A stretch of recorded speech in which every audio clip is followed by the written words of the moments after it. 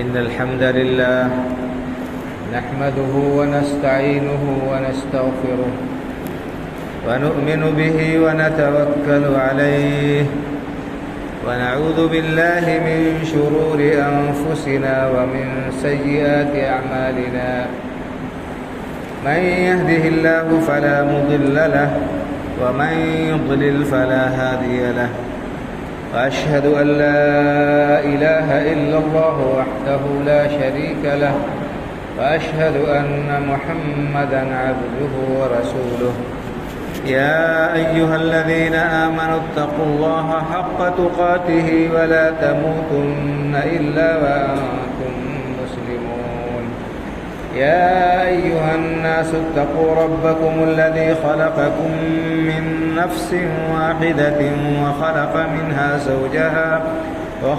منها زوجها وبث منهما رجالا كثيرا ونساء واتقوا الله الذي تساءلون به والأرحام إن الله كان عليكم رقيبا يا أيها الذين آمنوا اتقوا الله وقولوا قولا سديدا يصلح لكم أعمالكم ويغفر لكم ذنوبكم ومن يطع الله ورسوله فقد فاز فوزا عظيما أما بعد فإن خير الحديث كتاب الله وخير الهدي هدي محمد صلى الله عليه وسلم وشر الأمور محدثاتها وكل محدثة بدعة وكل بدعة ضلالة وكل ضلالة في النار. أعوذ بالله من الشيطان الرجيم. بسم الله الرحمن الرحيم. قاف والقرآن المجيد بل عجبوا أن جاءهم منذر منهم فقال الكافرون هذا شيء عجيب أإذا متنا وكنا ترابا ذلك رجع بعيد قد علمنا ما تنقص الأرض منهم وعندنا كتاب حفيظ بل كذبوا بالحق لما جاءهم فهم في أمر مريج أفلم ينظروا إلى السماء فوقهم كيف بنيناها وزيناها وما لها من فروج والأرض مددناها وألقينا فيها رواسي وأنبتنا فيها من كل زوج بهيج تبصرة وذكرى لكل عبد منيب ونزلنا من السماء ماء مباركا فأنبتنا به جنات وحب الحصيد والنخل باسقات لها طلع نضيد رزقا للعباد وأحيينا به بلدة ميتا كذلك الخروج كذبت قبلهم قوم نوح وأصحاب الرس وثمود فعاد وفرعون وإخوان لوط وأصحاب الأيكة وقوم تبع كل كذب الرسل فحق وعيد أفعينا بالخلق الأول بل هم في لبس من خلق جديد. وقال عز من قائل الذين آمنوا ولم يلبسوا إيمانهم بظلم أولئك لهم الأمن وهم مهتدون. وقال النبي صلى الله عليه وسلم لا عدوى ولا طيرة ولا هامة ولا صفر أو كما قال صلى الله عليه وسلم رب اشرح لي صدري ويسر لي أمري واحلل عقدة من لساني يفقهوا قولي سبحانك لا علم لنا إلا ما علمتنا إنك أنت العليم الحكيم. ہر قسم کی حمد و ثنا کا مستحق اکیلا اللہ تعالی ہے جو ساری کائنات کا خالق و مالک پروردگار و پالنہار ہے اور وہی اکیلا عبادت کے لائق ہے. اس کے سوا کوئی بھی ہستی عبادت کے لائق نہیں. بے شمار صلاۃ و سلام نازل ہو سید الاولین والآخرین امام الانبیاء والمرسلین شفیع المذنبین جناب محمد رسول اللہ صلی اللہ علیہ وسلم پر، آپ کے آل اولاد اور متبعین۔ معزز حاضرین جمعہ، اسلام نے انسان کے عقیدے کی درستگی پر جس قدر زور دیا ہے اس قدر کسی اور چیز کی اصلاح و درستگی پر زور نہیں دیا۔ پہلے دن سے ہی اللہ کے رسول صلی اللہ علیہ وسلم نے عقیدہ توحید دنیا کے سامنے پیش کیا، اور اسی عقیدے کی ترویج میں آپ نے اپنا سب کچھ قربان کر دیا۔ اللہ رب العالمین کی توحید کو آپ نے دنیا والوں کے سامنے کھول کھول کر بیان کر دیا، اور توحید کے منافی، عقیدے کے مخالف جو کام ہیں، جو باتیں ہیں، جو لوگوں کے افکار و خیالات ہیں، ان کی آپ نے انتہائی واضح الفاظ میں ان کی تصحیح کر دی۔ اللہ کے رسول صلی اللہ علیہ وسلم نے امت کے سامنے ایک بالکل واضح اور صاف ستھرا عقیدہ چھوڑا۔ عقیدہ توحید، اللہ رب العالمین ہی کی عبادت و بندگی، اسی سے امید لگانا، اسی سے اپنی حاجتوں اور ضرورتوں کا سوال کرنا، اسی کو نافع اور ضار سمجھنا، یہ سمجھنا کہ ہر قسم کا فائدہ اسی کے ہاتھ میں ہے اور نقصان بھی اسی کے ہاتھ میں ہے۔ اگر اللہ رب العالمین کسی کو کچھ دینا چاہے، کسی کو فائدہ پہنچانا چاہے، تو دنیا کی ساری طاقتیں مل کر بھی اس سے اس چیز کو چھین نہیں سکتی، اس کو نقصان نہیں پہنچا سکتی۔ اور کائنات کی ساری چیزیں، ساری مخلوقات، بڑی بڑی ہستیاں مل کر کسی کو نقصان پہنچانا چاہیں تو اس کا ایک بال بھی کا نہیں کر سکتے جب تک اللہ رب العالمین نہ چاہے۔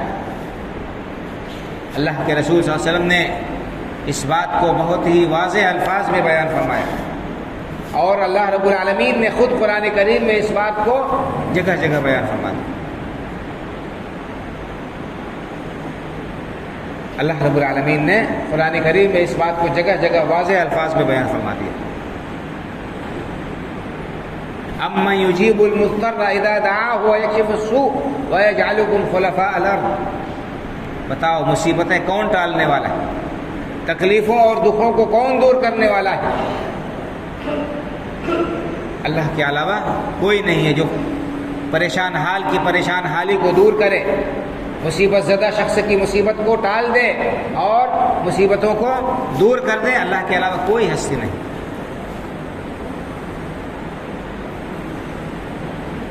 قُل لَن يُصِيبَنَا إِلَّا مَا كَتَبَ اللَّهُ لَنَا، انسان کو وہی کچھ حاصل ہوگا، اسے وہی کچھ پہنچے گا جو اللہ رب العالمین نے لکھ دیا ہے انسان کے لیے۔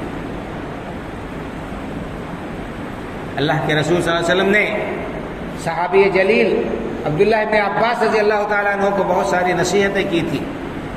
کہا تھا، یا غلام انی اعلمک کلمات، بچے میں تمہیں کچھ باتیں بتا رہا ہوں، کچھ باتیں تمہیں بتا رہا ہوں، تلقین کر رہا ہوں، ان کو اچھی طرح سے یاد رکھنا۔ ان باتوں میں سے ایک بات یہ بھی آپ نے فرمائی تھی، وَاعْلَمْ أَنَّ الْأُمَّةَ لَوْ اجْتَمَعَتْ عَلَىٰ أَن يَنفَعُوكَ بِشَيْءٍ لَمْ يَنفَعُوكَ إِلَّا بِشَيْءٍ قَدْ كَتَبَهُ اللَّهُ لَكَ وَلَوْ اجْتَمَعُوا عَلَىٰ أَن يَضُرُّوكَ بِشَيْءٍ لَمْ يَضُرُّوكَ إِلَّا بِشَيْءٍ قَدْ كَتَبَهُ اللَّهُ عَلَيْكَ۔ بچے یہ بات اچھی طرح سے جان لو، اچھی طرح سے جان لو کہ اگر سارے کے سارے لوگ مل کر تمہیں کچھ فائدہ پہنچانا چاہیں تو ان کے بس میں نہیں ہے، تمہیں فائدہ نہیں پہنچا سکتے الا ما كتب اللہ لک، مگر اتنا ہی جتنا اللہ رب العالمین نے تمہارے حق میں لکھ دیا ہے۔ سارے لوگ مل کر تمہیں فائدہ پہنچانا چاہے تو نہیں پہنچا سکتے اس سے زیادہ جتنا اللہ نے لکھا۔ اللہ نے جتنا فیصلہ کیا ہے تمہارے حق میں اتنا ہی ملے گا، اس سے زیادہ نہیں مل سکتا۔ اور اسی طرح سارے کے سارے لوگ مل کر تمہیں نقصان پہنچانا چاہیں تو کچھ نقصان نہیں پہنچا سکتے مگر اتنا ہی جتنا اللہ تعالیٰ نے لکھ دیا۔ ہم اور آپ اس کا مشاہدہ کرتے ہیں، دیکھتے ہیں، ہر شخص کے دوست اور دشمن ہیں، ہر شخص کے ہمدرد بھی ہیں اور اس کے بدخواہ بھی ہیں۔ ہمدرد چاہتے ہیں کہ ہمارا فائدہ ہو، پوری کوشش لگا دیتے ہیں، ایڑی سے چوٹی تک کا زور لگا دیتے ہیں کہ ان کو فائدہ پہنچے، ان کو نفع حاصل ہو اور ان کی پریشانی دور ہو، لیکن ساری تدبیریں الٹی چلی جاتی ہیں اور انسان پریشانی ہی میں گھرا رہتا ہے۔ اسی طرح سے ہر شخص کے بدخواہ اور دشمن بھی ہوتے ہیں جو چاہتے ہیں کہ انسان کا بھلا نہ ہو، اسے ہلاک و برباد کر ڈالیں، اسے طرح طرح کے سے پریشان کرنے کے لیے ہیلے اور تدبیریں کرتے ہیں، لیکن ساری محنت اور کوشش کے باوجود اور ہیلے اور تدبیر اختیار کرنے کے باوجود بھی وہ ناکام و نامراد ہو جاتے ہیں۔ کیوں؟ اس لیے کہ اللہ تعالیٰ نے نہیں لکھا ہے اس بندے کو نقصان پہنچانا۔ تو بہرحال فائدہ اور نقصان پہنچانے والی ذات اللہ رب العالمین کی ہے اور نقصان پہنچانے والی ذات اللہ رب العالمین کی ہے، مصیبت اور تکلیف ڈالنے والی ذات اللہ رب العالمین کی ہے۔ اسی پر بھروسہ کرنا چاہیے، اسی کے اوپر توکل کرنا چاہیے، اسی سے مانگنا چاہیے، اسی سے سوال کرنا چاہیے اور پریشانیوں کو دور کرنے کا بھی اسی سے سوال کرنا چاہیے۔ تو اسلام نے جتنی وضاحت کے ساتھ عقیدہ توحید کو پیش کیا ہے، اللہ رب العالمین کی صفات کو بیان کیا ہے اور جتنی تاکید کی ہے توحید کو اپنانے اور اختیار کرنے کی، اس کے جو فوائد بیان کیے ہیں اور توحید کو چھوڑ کر شرک کے جو نقصانات ہیں ان کو بیان کیا ہے۔ افسوس یہ ہے کہ اس تمام وضاحت کے باوجود بھی ہماری ایک بڑی تعداد لا علمی کی وجہ سے، نہ جاننے کی وجہ سے عقیدے کے بگاڑ کا شکار ہے اور بہت ساری غلط باتیں ہمارے اندر پائی جاتی ہیں، بہت سارے غلط عقائد لوگوں کے اندر پھیلے ہوئے ہیں۔ انہی غلط عقائد اور افکار میں سے بعض اوقات کو، بعض مہینوں کو، بعض تاریخوں کو، بعض دنوں کو منحوس سمجھنا بھی ہے۔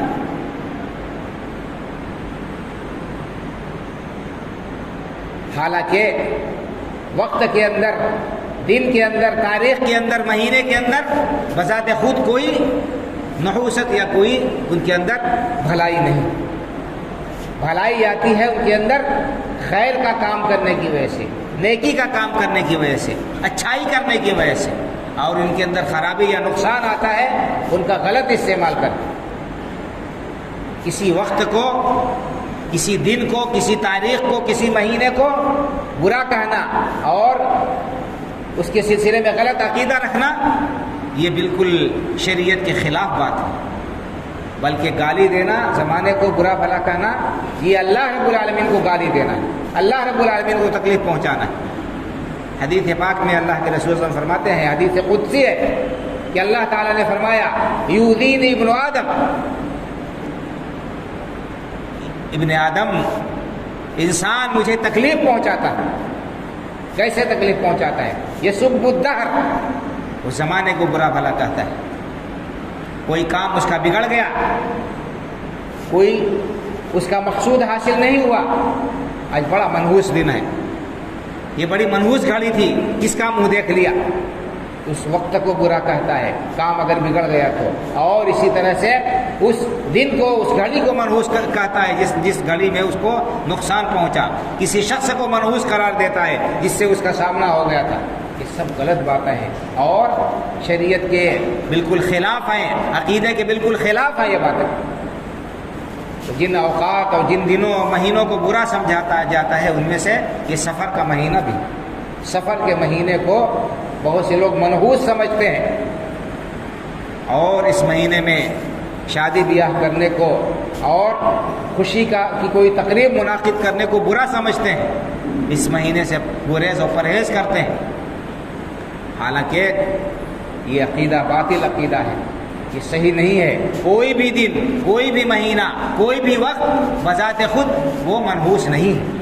انسان کا عمل اگر اس کے اندر اچھا ہے تو وہ گھڑی اس کے لیے بہتر ہے، اور اگر انسان برا کام کرتا ہے اس وقت میں تو وہ وقت اس کے لیے برا ہوگا۔ کیوں؟ اس لیے کہ اس نے گناہ کا کام کر کے اپنے لیے اللہ رب العالمین کے عذاب کو مسلط کیا ہے، آیا اپنے لیے اس نے دعوت دی ہے اللہ رب العالمین کے عذاب کو۔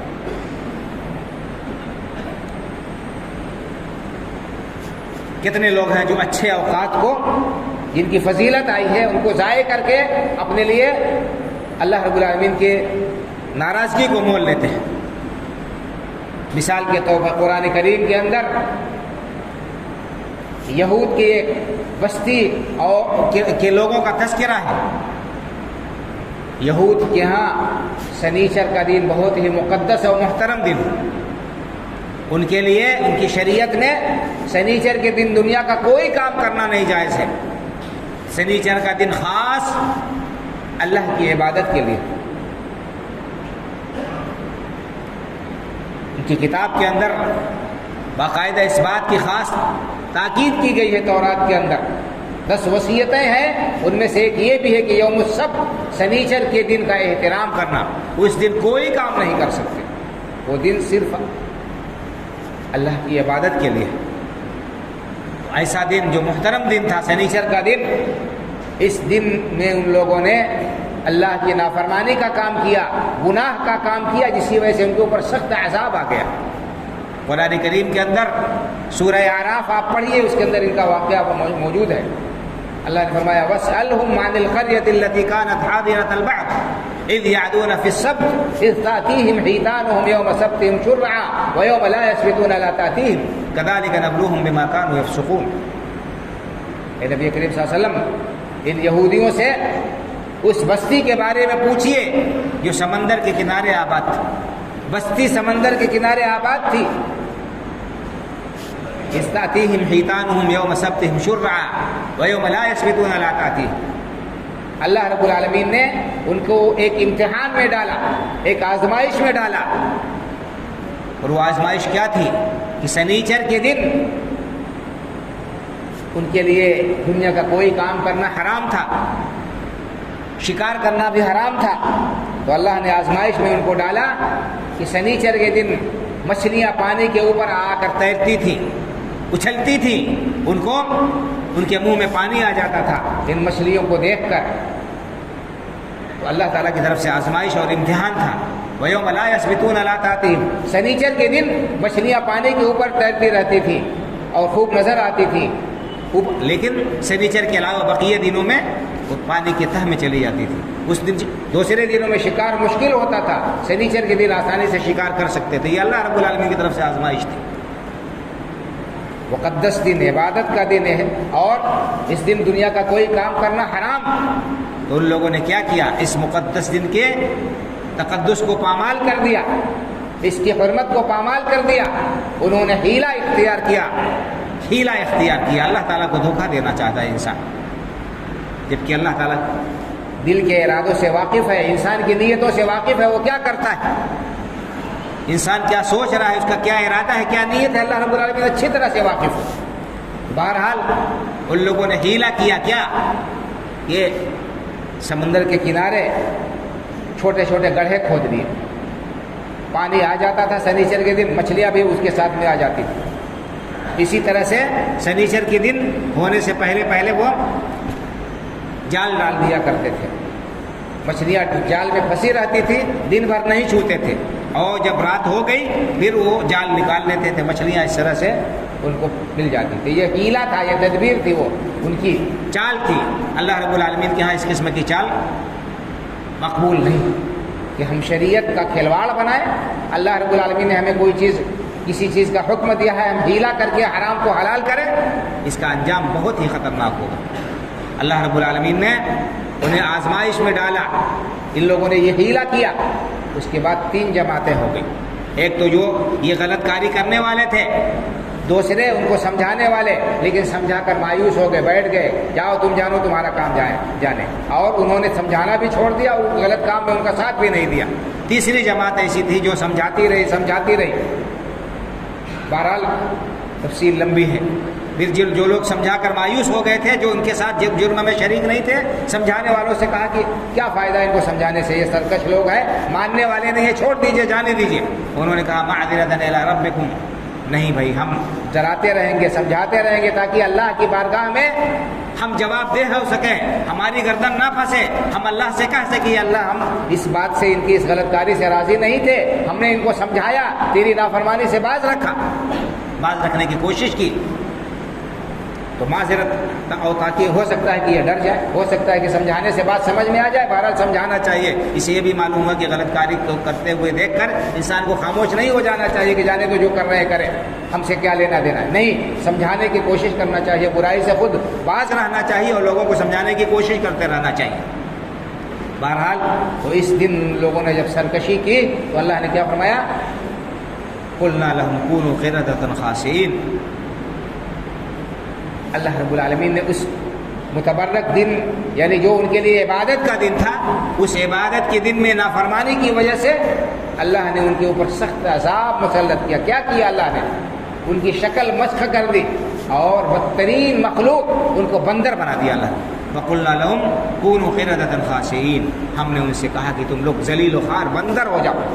تو یہ عذاب اللہ نے دیا ان کو، ان کی نافرمانی کی وجہ سے، ان کی سرکشی کی وجہ سے. تو سنیچر کا دن ان کے لیے عبادت کا دن تھا، اچھا دن تھا، لیکن اللہ کی نافرمانی کی تو یہ دن ان کے لیے کیا ہو گیا؟ باعث عذاب ہو گیا. اس کی وجہ سے، اس دن نافرمانی کی وجہ سے اللہ کے عذاب میں مبتلا ہو گئے. قرآن میں اللہ رب العالمین نے ان کے اس واقعے کو بیان کیا عبرت اور نصیحت کے طور پر. آج یہاں جملے مترجہ کے طور پر، جمعہ کا دن ہمارے لیے بہترین دن ہے. اللہ کے رسول صلی اللہ علیہ وسلم نے ارشاد فرمایا خیر یوم طلعت علیہ الشمس یوم الجمعہ، سب سے بہترین دن جس پر سورج نکلتا ہے یہ جمعہ کا دن ہے. اور جمعہ کے دن کی اللہ کے رسول صلی اللہ علیہ وسلم نے بڑی فضائل بھی بیان کی ہے. اس دن کو اللہ کے رسول صلی اللہ علیہ وسلم نے فرمایا کہ الجمعۃ الی الجمعۃ مکفرات لما بینہن، رمضان الی رمضان والجمعہ الی الجمعہ مکفرات لما بینہن اذا اجتنبت الکبائر، اور کما قال صلی اللہ علیہ وسلم کہ جمعہ سے جمعہ تک اور رمضان سے رمضان تک انسان اگر گناہ کبیرہ کا ارتکاب کرتا ہے تو اس دن کی فضیلت یہ ہے، اس دن عبادت کرنے سے انسان کے پوچھے بیچ کے ایک جمعہ سے دوسرے جمعہ کے بیچ میں جو گناہ ہو جاتے ہیں اللہ تعالیٰ اسے معاف کر دیتے ہیں، اسے معاف فرما دیتے ہیں. جمعہ کے لیے سویرے سویرے آنے کی فضیلت بیان کی گئی ہے کہ جمعہ کے دن انسان سویرے سویرے جتنی سویرے ہو سکتا ہے نہا لے دھو لے اور جمعہ کی تیاری کرے اور سویرے آئے. جتنی سویرے آئے گا اسے اتنا زیادہ ثواب ملے گا. جو آدمی سب سے پہلے آتا ہے، پہلی گھڑی میں آتا ہے، اسے اللہ کے راستے میں ایک اونٹ قربان کرنے کا ثواب ملتا ہے. جو آدمی اس کے بعد آتا ہے اسے ایک گائے اللہ کے راستے میں صدقہ کرنے کا ثواب ملتا ہے. جو اس کے بعد آتا ہے اسے ایک میڑھے کا صدقہ کرنے کا ثواب ملتا ہے. جو اس کے بعد آتا ہے اسے ایک مرغی اللہ کے راہ میں صدقے کرنے کا ثواب ملتا ہے. اس کے بعد جو آتا ہے ایک انڈا، اسے اللہ کے راستے میں صدقہ کرنے کا ثواب ملتا ہے. جتنی تاخیر کرتا ہے انسان اس کا ثواب کم ہوتا جاتا ہے. اور جب امام منبر پر آ کر بیٹھ جاتا ہے تو فرشتے جو ہوتے ہیں اسپیشل حاضری لکھنے کے لیے آتے ہیں. جو لوگ جتنے آتے ہیں ان کی حاضری، ان کا رجسٹر تیار کرتے ہیں فرشتے. جب امام منبر پر آ کر بیٹھ جاتا ہے تو فرشتے اپنے رجسٹر سمیٹ کر آ جاتے ہیں امام کا خطبہ سننے کے لیے. اس کے بعد جو جمعہ میں آتا ہے امام کے منبر پر بیٹھنے کے بعد وہ جمعہ کی فضیلت سے محروم ہوتا ہے، وہ غیر حاضر ہو جاتا ہے. اسی طرح سے اللہ کے رسول صلی اللہ علیہ وسلم نے فرمایا کہ جمعہ کے دن ایک ایسی گھڑی ہے کہ اس گھڑی میں بندہ اللہ رب العالمین سے جو بھی دعا کرے گا اس کی دعا قبول ہوگی، اس کی دعا قبول ہوگی. تو اس گھڑی، یہ گھڑی کون سی ہے؟ اسے اللہ رب العالمین نے مخفی رکھا ہے، جسے لیلۃ القدر کو مخفی رکھا ہے تاکہ بندے زیادہ سے زیادہ عبادت کر کے اللہ رب العالمین کے حاجر و ثواب کے زیادہ سے زیادہ مستحق ہو سکے، اللہ کی رحمت کے زیادہ سے زیادہ وہ مستحق ہو سکے. اسی طرح جمعہ کے دن یہ گھڑی یقینی طور پر ہے. اللہ کے رسول نے فرمایا کہ اس گھڑی جو بھی بندہ اللہ رب العالمین سے دعا کرتا ہے، جو دعا کرتا ہے وہ اس کی دعا قبول ہوتی ہے. ایسے فضیلت والے دن کو بہت سے لوگ کس طرح ضائع کر دیتے ہیں. سمجھتے ہیں کہ جمعہ کا دن چھٹی کا دن ہے، طلبا اس کو سونے میں یا کھیلنے میں ضائع کر دیتے ہیں اور اہتمام نہیں کرتے ہیں. یہ بہت بڑی محرومی ہے، یہ بہت بڑی محرومی ہے. میں کہہ یہ رہا تھا کہ کوئی وقت یعنی بذات خود اس کو ہم منحوس سمجھ لیں، اس گھڑی کو یا اس دن کو یا اس مہینے کو، یہ صحیح نہیں ہے. اور اسی طرح سے کوئی دن مبارک بھی اس معنی میں نہیں ہے کہ ہم کچھ نہ کریں تو ہمارے لیے مبارک ہو. ہم اس دن کو اللہ کی عبادت میں، اطاعت میں، اللہ کے کو خوش کرنے والے کاموں میں صرف کریں گے، تب یہ دن ہمارے لیے مبارک ہوگا. ورنہ دیکھیے یہود نے وہ اپنے جمعہ والے تو اپنے ہفتے کا جو دن تھا ان کی عبادت کا، اس کو ضائع کر دیا اور اس دن میں اللہ کی نافرمانی کی. تو کیسے اللہ نے قرآن میں بیان کیا کہ اللہ نے انہیں بدترین مخلوق بندروں میں تبدیل کر دیا. تو اگر ہم اس وقت کو ضائع کریں گے، جمعہ کو اسی طرح کھیل تماشے میں ضائع کریں گے، تو اللہ کے پکڑ کے ہو سکتا ہے ہم بھی مشرک ہو جائیں. ڈرنا چاہیے ہمیں. تو کوئی دن کوئی گھڑی بہرحال یہ بذات خود منحوس نہیں ہے. سفر کے مہینے کو بہت سے لوگ منحوس سمجھتے ہیں. اس مہینے میں جو ہے شادی اور دوسرے خوشی کی تقریبات کو نہیں رکھتے ہیں. یہ غلط عقیدہ ہے. بخاری اور مسلم کے اندر حدیث آئی ہے، اللہ کے رسول نے فرمایا کہ لا عدوى ولا طیرة ولا حامة ولا سفر. بیماریاں خود بخود متعدی نہیں ہوتی ہیں. چھوا چھوت اسلام میں اس کی اجازت نہیں. اللہ رب العالمین بیماری پیدا کرتا ہے اور وہی چاہتا ہے تب وہ بیماری دوسرے کو لگتی ہے. بذات خود کوئی بیماری متعدی ہو جائے ایسی بات نہیں. اگر ایسا ہوتا تو ڈاکٹر سب سے پہلے بیمار ہوتے، کیونکہ سارے مریض سب سے پہلے ڈاکٹر کے پاس میں آتے. اللہ رب العالمین جب چاہتا ہے جس کو وہ بیماری سے وہ متاثر ہوتا ہے دوسرے کے. یہ عقیدہ رکھنا کہ بیماری چھوا چھوت والی ہے اور وہ بیٹھنے سے خود لگ جائے گی، اللہ رب العالمین کی مرضی نہیں ہو، اللہ رب العالمین کی مرضی کو نہ اس میں شامل کیا جائے، یہ عقیدہ باطل و غلط. آپ نے فرمایا لا عدوى، بذات خود چھوا چھوت کوئی چیز نہیں ہے. اللہ رب العالمین نے یعنی جب تک اس کے اندر اللہ نہ چاہے، اللہ تعالیٰ اثر نہ ڈالے، اس وقت تک بیماری کسی دوسرے کو نہیں لگتی. ولا طیرہ، اور بدفعالی اور بدشگولی لینا یہ بھی اسلام میں گنجائش نہیں ہے. کسی کو دیکھ لیا کہا کہ جو ہے فلاں منحوس ہے، اس کا چہرہ دیکھ لیا کام بگڑ جائے گا. کسی کو دیکھ لیا سمجھا کہ یہ بڑا خوش نصیب ہے، اس کو دیکھنے سے کام ہمارا بن جائے گا، یہ عقیدہ بھی باطل ہے. ولا حامہ، اور الو بھی کوئی چیز نہیں. دور جاہلیت میں لوگ الو کو منحوس سمجھتے تھے. الو کی آواز سن لیتے تھے یا کسی مڈیر پر بیٹھ جاتا تھا، سمجھتے تھے کہ اس گھر پر آفت آنے والی ہے، مصیبت آنے والی ہے، کہ کوئی مرنے والا ہے. تو یہ عقیدہ بھی باطل ہے. یہ بھی ایک جانور ہے جیسے اور دوسری اللہ کی مخلوقات ہے، اس سے بدفعالی لینا، بدشگونی لینا اور اس کو منحوس سمجھنا یہ جائز نہیں ہے. ولا سفر، اسی طرح سے سفر کا مہینہ یہ بھی منحوس نہیں ہے. اور کوئی شخص اگر اس کو عقیدہ رکھتا ہے تو یہ صحیح نہیں ہے. اسی طرح سے سفر ایک بیماری کو بھی کہا ہے. محدثین اور مفسرین نے لکھا ہے کہ سفر ایک بیماری بھی ہے. پیٹ کے اندر کیڑا ہوتا ہے اور یہ سمجھتے ہیں کہ جس کے پیٹ میں یہ کیڑا ہو جائے وہ ختم ہو جائے گا، ہلاک ہو جائے گا. یہ بھی صحیح نہیں ہے. اللہ تعالیٰ جب تک انسان کو کی موت مقرر نہیں کرے گا، کسی بیماری لگنے کی وجہ سے، کسی چیز کی وجہ سے اسے موت نہیں آ سکتی ہے. تو بہرحال اس سے حدیث سے یہ پتہ چلتا ہے کہ سفر کے مہینے کو منحوس سمجھنا اور اس مہینے میں خوشی کی کوئی تقریب رکھنے سے بچنا اور اس کو غلط سمجھنا، اس سے بدشگونی لینا، یہ صحیح نہیں ہے، اسلامی عقیدے کے خلاف ہے. تو ہمیں چاہیے کہ ہم عقیدہ وہ اپنائیں اور اختیار کریں جو اللہ رب العالمین نے ہمیں بتایا ہے، جو اللہ کے رسول صلی اللہ علیہ وسلم نے ہمیں بتایا ہے، جس کی تلقین کتاب و سنت میں آئی ہے. اور اس کے علاوہ کوئی عقیدہ رکھیں گے تو ہمارے لیے دنیا میں بھی خسارہ ہوگا، آخرت میں بھی خسارہ ہوگا. اللہ رب العالمین نے فرمایا الذین آمنوا ولم یلبسوا ایمانهم بظلم اولئک لهم الامن وهم مهتدون. جو لوگ ایمان لائے اور انہوں نے اپنے ایمان میں ظلم کو نہیں ملایا اور کفر کی آمیزش نہیں کی، شرک کو نہیں ملایا، خالص اسلام جو عقیدہ توحید پر رہے، جو خالص ایمان والے ہیں اور ایمان میں شرک کی آمیزش نہیں کیا، اولئک لهم الامن. قیامت کے دن اللہ رب العالمین کی طرف سے ان کو امن حاصل ہوگا، عذاب سے اللہ کے محفوظ ہوں گے اور دنیا میں انہیں وہ ہدایت اللہ رب العالمین دیں گے، ہدایت سے انہیں نوازیں گے. تو یہ توحید کی اور عقیدے کی برکت ہے بھائی اور بزرگوں. انسان کو امن حاصل ہوگا اور سکون حاصل ہوگا، دنیا میں بھی اللہ رب العالمین کے عذاب سے بچے گا اور راہ ہدایت پر انسان گامزن رہے گا. اللہ رب العالمین سے دعا ہے کہ اللہ تعالی ہمارے عقیدے اور عمل کی اصلاح فرمائے. اللہ تعالی ہمیں صحیح عقیدہ اپنانے اختیار کرنے کی توفیق عطا فرمائے. شرکیات سے، غلط عقائد اور نظریات سے اللہ تعالی ہمیں اپنی پناہ میں اور حفاظت میں رکھے. غلط اعمال سے اللہ تعالی ہمیں اپنی پناہ اور حفاظت میں رکھے. اسلام پر زندہ رکھے، ایمان پر ہمارا خاتمہ ہو. آمین. اقول قولی ھذا واستغفر اللہ لی ولکم ولسائر المسلمین فاستغفروہ من کل ذنب انہ هو الغفور الرحیم.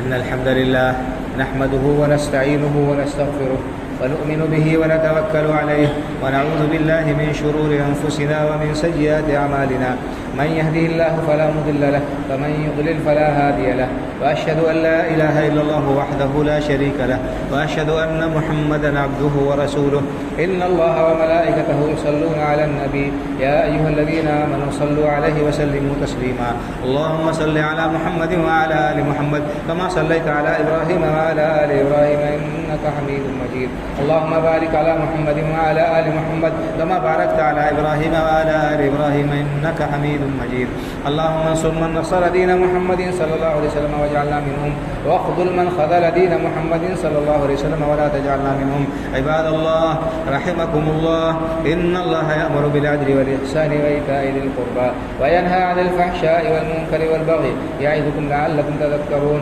فاذكروا الله يذكركم وادعوه يستجب لكم ولذكر الله أكبر والله يعلم ما تصنعون